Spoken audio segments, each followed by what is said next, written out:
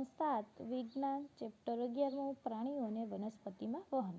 હવે પ્રવૃત્તિ છે કે 6 થી 7 સેન્ટીમીટર વ્યાસ ધરાવતી એક ગળણી લો. તેના પર રબરની ટ્યુબ ચુસ્તપણે લગાવી દો. જો આ રીતે રબરને ખેંચીને ગળણીના મોં પર લાવી હૃદય અને ચુસ્તપણે રબરથી બાંધો. ટ્યુબના એક ખુલ્લો છેડો કાન પાસે રાખો અને ગળણીનો પોળો ભાગ હૃદયની નજીક રાખો. ધ્યાનથી સાંભળો. તમને નિયમિત થડકા સંભળાય છે? આ અવાજને હૃદયના ધબકારાનો છે. 1 મિનિટમાં તમારું હૃદય કેટલી વાર ધબકે છે?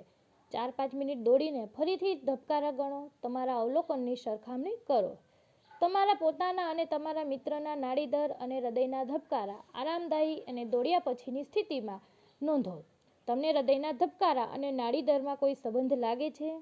હૃદયનો એક ધબકાર દરેક ધબકાર જે ધમનીમાં થડકા સર્જે છે અને 1 મિનિટમાં થતા થડકારા એ હૃદયના ધબકારનો દર સૂચવે છે. હૃદયના બધા ખંડોમાં તાલબદ્ધ ધબકારા એ રુધિરનું પરિવહન અને શરીરના જુદા જુદા ભાગોમાં દ્રવ્યોના વહનનું નિયમન દર્શાવે છે. બુજો વિચારે છે, શું વાદળી અને જળવ્યાળ એટલે કે હાઇડ્રા વગેરે રુધિર ધરાવે છે? વાદળી અને જળવ્યાળ જેવા પ્રાણીઓ પાસે પરિવહન તંત્ર નથી.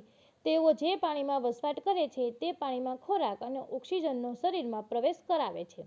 આ પાણી જ ઉત્સર્ગ દ્રવ્યો અને કાર્બન ડાયોક્સાઇડને શરીરમાંથી બહાર પણ લઈ જાય છે.